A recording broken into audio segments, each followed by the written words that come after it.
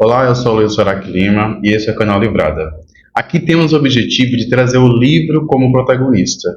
E hoje, no episódio, temos o livro dentro de uma obra muito gigante que é A Pele que Habito, um filme do diretor espanhol Almodóvar de 2011. Quando eu assisti o filme, eu fiquei muito impactado. Eu tô passada, chocada. Meu Deus. Com as cenas, com o drama, com o entrelaçamento dos personagens, que um dia eu pensei, vou levar algumas coisas que eu tirei daqui. Inteligência pura. Por isso que aqui na frente ó, eu coloquei fonte. Não foi preciso. Eu tirei daqui para um espaço onde eu possa falar sobre esse filme maravilhoso. E hoje é o dia e esse é o espaço. O que ainda não se inscreveu no canal, se inscreve no canal Livrada. Pode me seguir nas redes sociais, são todas aqui embaixo, no Instagram, no TikTok, tá? A gente poder acompanhar, ter um diálogo mais, fluido lá, muito mais espaçado que aqui no YouTube. Vocês podem comentar aqui também sobre os filmes, se vocês gostaram ou não da Pele que Habito quando foi lançado, já assistiram ou não. Comenta aqui que eu vou amar ler todos os comentários, ok? Mac friend, Brent Rambo. Quando eu assisti A Pele que Habito, que foi lançado em 2011, eu fiquei impactado com as cenas, como eu já tinha falado antes, que trazem toda essa dinâmica, esse drama para a telona, e você consegue visualizar tudo isso muito bem. Uma coisa que ficou marcada na memória é como o diretor, Almodóvar, conseguia trazer a arte para junto da narrativa em pedaços, em fragmentos que se comunicavam. O filme traz muita obra de arte, e essas obras de arte, elas fazem o quê? Elas fazem uma comunicação junto com a narrativa. Elas se unem com a narrativa para poder contar a história maior. E um desses fragmentos, dessas imagens que aparecem no filme, são os livros. Aparecem 4 livros em especiais no filme, que eu vou trazê-los aqui para mostrar o quanto eles fazem parte da narrativa e por que esses livros estão lá. Ao todo são 5 livros, mas o que aparecem são 4 livros, tá? Os 5 livros por quê? Porque o filme A Pele que Habito é baseado num livro chamado Tarântula, do escritor francês Thierry Jonquet.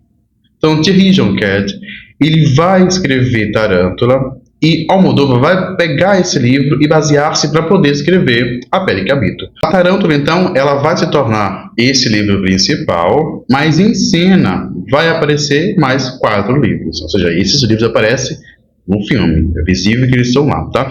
A pergunta é, por que eles estão lá?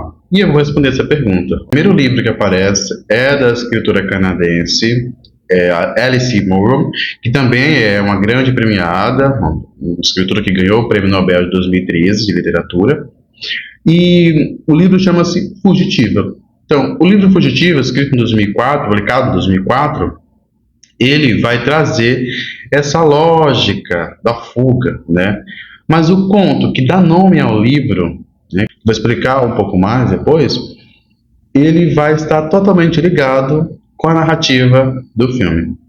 O segundo livro que aparece é O Gênio Egoísta, do grande biólogo Richard Dawkins, muito conhecido por ser ateísta, ter esse combate ali e tal, essa discussão sobre religião e ateísmo, enfim.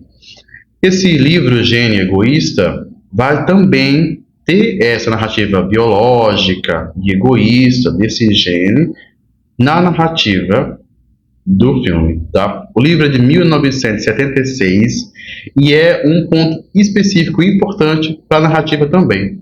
O terceiro e quarto livro que aparece no filme é do Cormac McCarthy, e esse terceiro livro que chama Meridiano de Sangue e o quarto livro que chama O Guardião do Pomar também vai trazer uma grande referência para o filme que será explicado. Então esses 4 livros que aparecem, mais o livro no qual o filme é baseado, eles são muito importantes para a narrativa.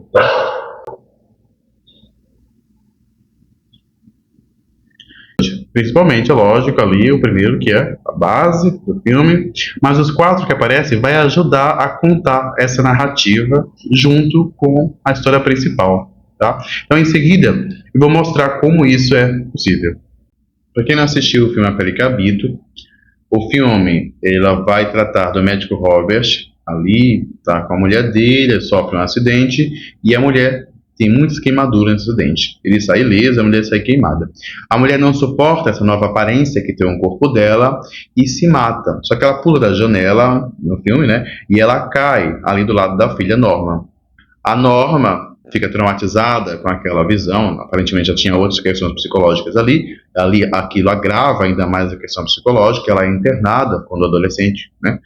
E passa a vida quase inteira internada. Mas, em dado momento, o pai, o Robert, o cientista, o cirurgião plástico e tal, vai buscá-la para poder socializar, acho que ela está bem, leva ela numa festa. É nessa festa que ela conhece o Vicente. O Vicente, vou chamar de Vicente que é mais fácil, o Vicente vai fazer uma paquera com ela ali, com os amigos e tal, sai e tenta abusar sexualmente dela, aparentemente ela não quer, no início ela quer, depois ela não quer mais, ele força um pouco, ela começa a gritar, né, ali fora da festa, logicamente, ela sai, vai no jardim que tem na festa, e nessa gritaria que ela está, ele bate no rosto dela e ela desmaia, ali no êxtase do medo e tal, ela desmaia, ele a veste e vai embora. Aparentemente não aconteceu nada, mas ele tentou abusar dela ali, tá? O pai dela percebe a ausência e vai tentar encontrá-la. Encontra ela no jardim, né, ali meio desmaiada e tal, e ela reconhece ele como se fosse o agressor dela, né, ali na questão psicológica que ela está, no distúrbio que ela está, nessa situação que ela está, ela não reconhece quem, mais ou menos, quis abusar dela. E ela começa a culpar o pai. É internada novamente, e a partir desse momento, ele vai buscar quem causou isso à filha dele. E aí ele encontra o Vicente e começa essa prisão, essa questão do corpo, essa questão da mudança corporal que ele vai sofrer ali, tá? E aí, aí começa a trama do filme A Pele que Habito. Quem não assistiu, eu recomendo, é um filme maravilhoso, pode assistir, não vou dar muito spoiler aqui, para não atrapalhar um pouco a experiência que vocês terão com a obra do Almodóvar. O primeiro livro que aparece é da Alice Munro, e esse livro que aparece em cena, a empregada está levando para ela, porque está no cativeiro, tá? E levando para Eva no cativeiro fazer leitura. Ela fazia muitas leituras de livros, e um desses é Alice Munro. A empregada leva a Alice Munro, deixa ali no lugar onde ela deixa a comida, né? O lugar fechado, ela coloca, e a Vera recebe a comida desse outro lado, falando pelo interfone. E quem é a Alice Munro para estar ali naquela cena do filme Almodóvar? Então, Alice Munro é uma escritora canadense, ainda viva, tem 92 anos de idade. Ela ganhou o Prêmio Nobel de Literatura em 2013. Ela escreve muitos contos, ela é conhecida por escrever contos perfeitos, e Fugitiva é um dos contos que dá nome ao livro. Então, o que tem, né? Qual é a correlação que existe entre o livro Fugitiva e o filme A Pele que Habito, de Almodóvar, né? Então, o livro Fugitiva, de Alice Munro, especificamente o conto Fugitiva, tem uma relação gigantesca com Vera. Por quê? Porque Fugitiva é, no conto, uma mulher que gostaria, né, de se relacionar com um homem muito legal, tal. Ela começa a fazer aula de hipismo, e aí conhece a pessoa, tal, essa pessoa é muito simpática, esse homem é muito simpático, e em um dado momento ela começa a se relacionar com esse homem. A família não gosta muito, rejeita esse relacionamento, mas mesmo assim ela vai se casa com esse homem e tal, vai morar numa fazenda que eles compram, né? Em dado momento do texto ela até fala, um homem pobre, né, sem economia, compraria uma fazenda? Eles compram a fazenda e vão morar nessa fazenda. Com o passar do tempo, esse homem vai deixando ela de lado, o relacionamento fica um pouco morno, fica um pouco chato, ele não se interessa mais tanto por ela, então isso vai deixando ela um pouco incomodada. Esse incômodo que ela sente nessa relação com esse marido depois de muito tempo, né, cuidando de cavalo, eles compram essa fazenda e eles compraram um cavalo também para dar aula de hipismo, tá, adestrar cavalo, enfim, dar aula com os cavalos que eles compraram. E é o que ela queria, porque ela queria ser veterinária, né? Só que ela desistiu de veterinária e tal, e acabou se casando com esse cara. Do lado moram uma professora e um escritor, um poeta, até um pouco famoso, ganhou alguns prêmios e tal. Essa professora de literatura na universidade contrata ela e ela vai, né, ajudar. Mas é porque ela precisava de ajuda, na verdade. Precisava de uma ajuda com o marido, que estava um pouco doente, né, no presente, né, do conto. Estava muito doente e ela precisava de um auxílio na casa, porque era professora da universidade, não tinha tanto tempo de cuidar do marido. E a Carla cuidava do marido. E ela tomou uma certa intimidade com a Carla, a Silvia tomou uma certa intimidade com a Carla, e elas começam a ter um pouco de relacionamento de amizade e tal. A Silvia viaja para a Grécia e em um dado momento ela volta. Quando ela volta, a Silvia volta da Grécia, depois que o marido morreu e tal, ela foi para a Grécia, ela volta da Grécia, e a Carla vai visitá-la para ver como ficará agora a condição dela, já que o marido que ela cuidava da casa, do marido e tal, não precisa mais. Então ela vai lá conversar com a Silvia em relação à condição dela, né? E aí, chegando lá, ela começa a contar da condição que ela tem com o marido dela. A Silvia se comove com essa situação e tenta ajudá-la. E pergunta a ela, o que te falta? Se você pudesse ir embora agora, né, o que te falta? Ela falou, me falta dinheiro. Então, eu te dou dinheiro para você ir embora. Né? Já que essa condição com o seu marido não está sustentável, então você pode ir embora, e ela contou, né, para a Silvia essa situação, dizendo que estava desconfortável. O marido não era violento, o marido era apenas negligente, eu acho, em relação ao casamento, ao relacionamento amoroso que eles tinham. A Silvia empresta dinheiro, liga para a amiga para recebê-la na Califórnia, porque na Califórnia tem muitos lugares para ir piso de cavalo e tal, e ela trabalharia com isso como ela trabalha no presente, no conto. Então, ela aceitou. A Silvia emprestou um casaco, comprou a passagem, colocou ela no ônibus, levou ela, né, levou até a rodoviária, colocou no ônibus, ligou para a amiga para recebê-la e tal, e ela foi. E aí você fala, nossa, o conto acabou, né? Então, aquele relacionamento chato que ela tinha, abandonou a faculdade, abandonou a família por esse marido, né? E de repente ela não quer mais e resolve mudar. E parece ser um pouco difícil. E tem uma amiga para ajudar e ajuda. Entra no ônibus e começa a viagem. Pronto, acabou o conto. Não acabou o conto. A Alice Munro, escritora, ela vai dar uma reviravolta aqui no conto. Por quê? Porque ela começa a pensar na vida. Como seria a vida na Califórnia, gente nova, não conheço, começa tudo novo, tudo do zero. Então vários pensamentos passam, né, na mente dela e ela resolve parar, quer descer do ônibus. E o motorista fala, não dá para descer, está muito longe da Califórnia. Ela fala, não, no desespero, ela fala, não quer descer aqui agora, para o ônibus.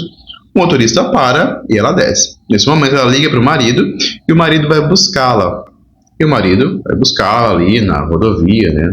E do nada, ela chorando, desesperada, o marido vai buscar. O marido busca, tal, e na noite seguinte ele vai conversar com a Silvia. E aí tem um detalhe que eu não falei antes, que a Silvia tem uma cabra, né? Ela tinha uma cabra de estimação, que tinha sumido há muito tempo, ela ficava procurando o conto inteiro. No final, quando eles estão conversando, a Silvia está conversando com o marido dela, essa cabra aparece. E eles se assustam, né? Porque tá no inverno, tá um nevoeiro, e essa criatura aparece como fosse uma aparição, né? E eles se assustam, porque como fosse um fantasma, tá? O marido falando com ela, essas coisas, mas ele tinha acabado de morrer, então. Aí se assustaram.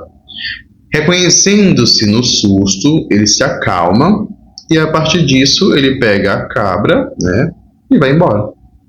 Depois de certo tempo, a Silvia envia uma carta para Carla, pedindo desculpas, ela se confundiu, né? Tem incomodado ela no casamento dela, espera que esteja bem, e realmente estavam. Então, depois dessa turbulência, o casamento deu uma melhorada e Carla e o marido dela se ficaram nos trilhos, começam a se relacionar melhor, saem mais, né, se divertem um pouco mais. Ao receber essa carta, a Silvia fala na carta: a gente não brigou, né, ou não aconteceu uma tragédia, talvez, porque apareceu a cabra. Nesse momento que a Silvia fala que apareceu a cabra, a Carla lembra que a cabra nunca chegou em casa.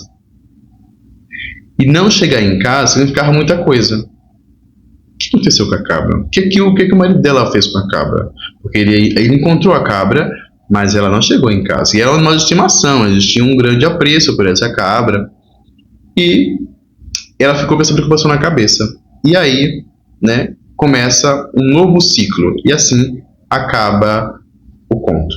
A questão maior que está relacionada com o conto, qual é a relação entre Vera e Carla? Essa relação é que ambas os personagens estão dentro de um problema que querem fugir dessa questão, dessa problemática, mas ao tentar fugir, eles vão repensar essa fuga. No livro ela repensa, no filme também há um repensar, só que no filme ela foge, né?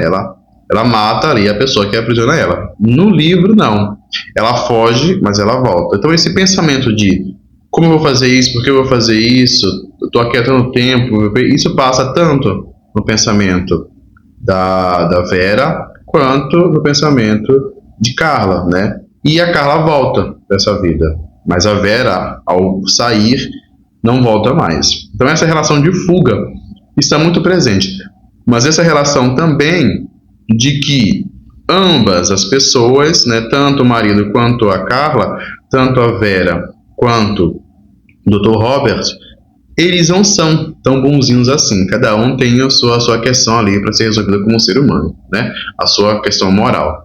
Então, não há inocentes, né? Há graus de abuso em relação ao corpo do outro. Isso há, tanto um quanto o outro. Ok? O segundo livro que aparece em cena é o livro do cientista, filósofo, biólogo Richard Dawkins, que é O Gênio Egoísta. E a pergunta é, o que é que um livro de um cientista, biólogo, está fazendo ali no filme do Almodóvar? Então, esse livro está ali naquela cena, ele entra no quarto, e ao entrar no quarto ele tira o livro aberto ali da mesinha e tal, e a cena rapidamente acaba aí, né? E aí começa outro no quarto e tal. Esse livro está ali porque a história, né, a narrativa científica contada no livro Gênio Egoísta tem uma relação de sobrevivência. Por que sobrevivência, né? Por quê? É a questão do gene. Então, o gene, ele precisa sobreviver. O gene, ele precisa sobreviver. E ao tentar sobreviver, ele vai usar quem? Vai usar o corpo. Então, o gene, ele usa o corpo para tentar sobreviver como, né, a vida em si.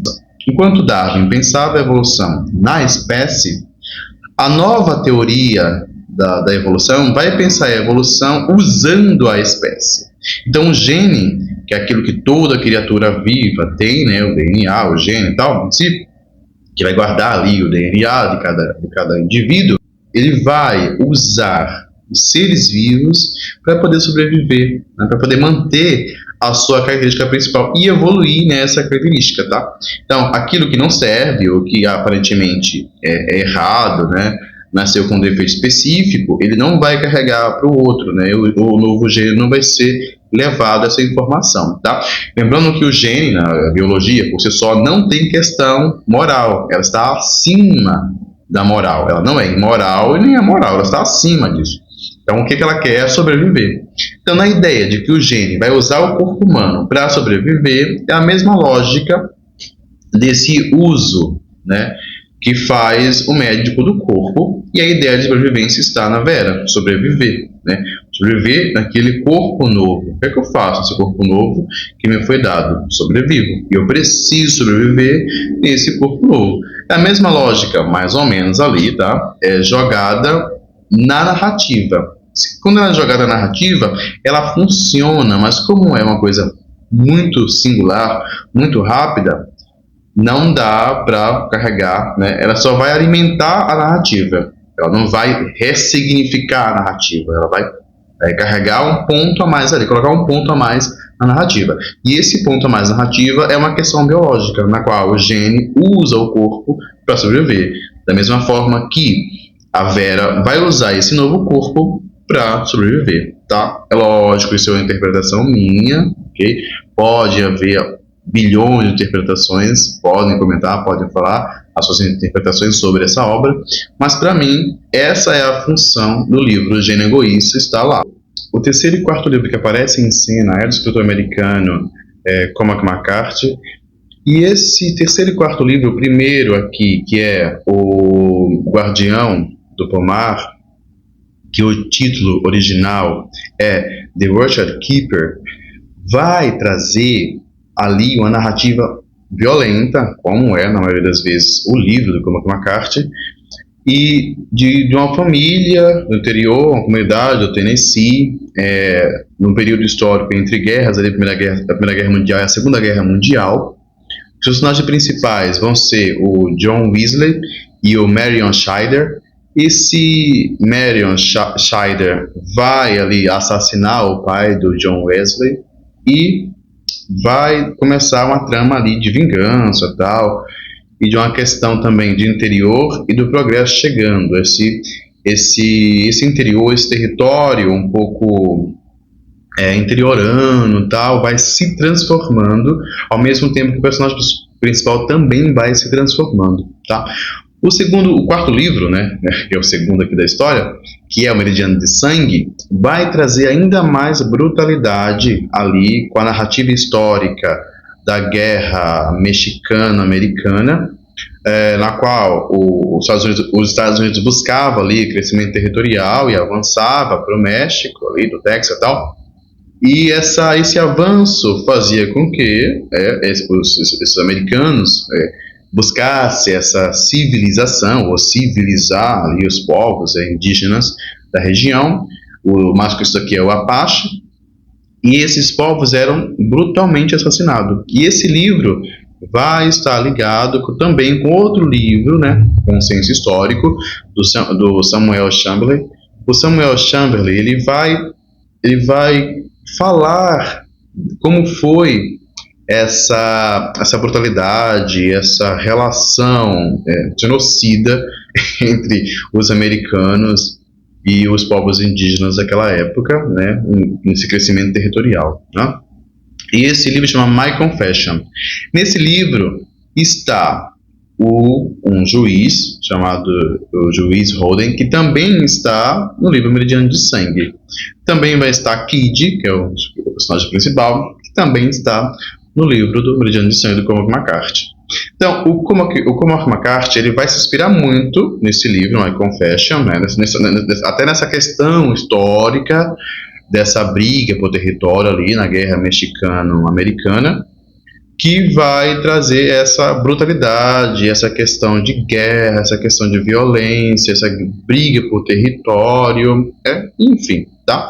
No livro, Kid nasce, é abandonado pela família, a família expulsa, e ele vai crescer nessa questão, já cresceu na questão brutal quando criança, quando vai para a vida, ele vai reconhecer outras questões mais brutais que ele reconhecia antes, que ele passava antes. Então o filme vai trazer essa questão sanguinolenta ainda mais.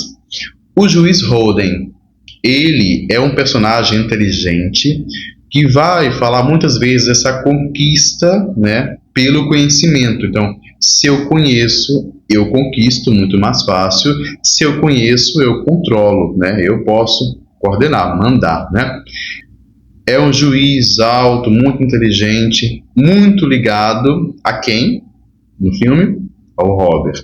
Ao Robert, que é esse cientista, né? E aí vai se ligar que esse juiz. Então, esses dois personagens estão muito ligados. Enquanto o juiz Holden é violento, mas é super inteligente e sabe que o conhecimento controla, a mesma lógica encaixa-se no Robert, que é inteligente e sabe que o conhecimento controla. Então, quanto mais ele conhece o corpo da Vera, mais ele vai controlar a Vera, ao ponto de transformar em outro corpo, para poder assim controlar ainda mais o corpo da Vera, né?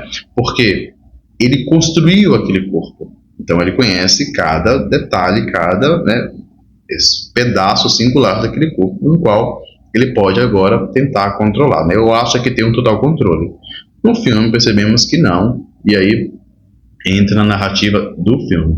Okay? Então, a ligação direta que os livros do Cormac McCarthy têm com A Pele que Habito, que é o filme da Almodóvar, é essa questão da brutalidade, essa questão sanguinolenta, até porque na cena em que os dois livros aparecem, a Vera está deitada, tentou se matar, né, no filme e tal, pela questão violenta, questão psicológica, violência corporal, física, que ela sofre muito ali, tenta se matar e o médico chega para tentar salvá-la, tal, né, tentar salvar aquele corpo que ele tem controle ali na narrativa ficcional, né. E aí, essa é a ligação maior do controle do corpo e dessa questão sanguinolenta, tanto do juiz Holden quanto do médico Robert. Então, o que eu tinha para falar sobre o filme é isso. Eu sei que foi um pouco extenso o vídeo. O diretor gosta bastante de encontrar várias referências e conseguir passar isso para vocês. Quem gostou, deixa um like, se inscreve no canal e me segue nas redes sociais, que será muito bem-vindo. Agradeço e até a próxima.